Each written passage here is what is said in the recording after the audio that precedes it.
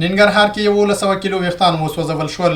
د ننګرهار امنیه قومندانۍ د امیر المؤمنین حفظه الله د ځانګړي فرمان پر بنسټ په دې ولایت کې 1100 کیلوګرامه انساني ویښتان د ګډ هیئت پر وړاندې وسوځول.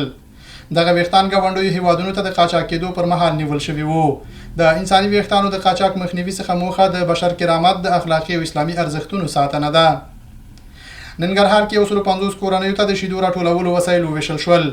د ننګرهار کرنې اوبو لګولو او مالدارۍ ریاست په هڅو د ډاکار خیریه موسسې له لوري 150 کورنیو ته د 1,122,000 افغانیو په ارزښت د شیدو راټولولو وسایل وویشل شول.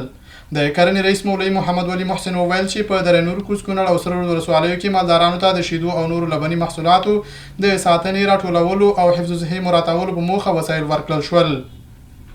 د مالیې وزارت خبر ورکړی چې د روان کال په تیرو 3 میاشتو کې له بېلابېلو ګمرکونو څخه 440 ټانکره بې کیفیته نفتي توکي هیواد ته د ننوتلو پر مهال مسترد شوي دي.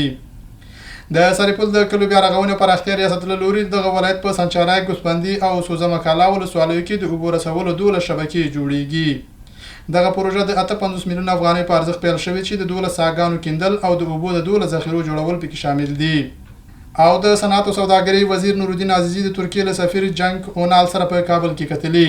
په دې کتنه کې ترکیې سفیر نوموړي ته په رسمي ډول بلنه ورکړې چې د اقتصادي همکاریو سازمان ایکو د غړو هیوادونو په 15مه غونډه کې چې د 2025 کال د نومبر له 23 تر 26 نیټې پورې په استانبول ښار کې ترسره کیږي ګډون وکړي. د دواړو لوري ترمنځ په دغه غونډه کې د افغانستان او ترکیې ترمنځ سوداګرۍ، پانګونې او اقتصادي اړیکو پراخېدو پر اړتیا ټینګار شوی.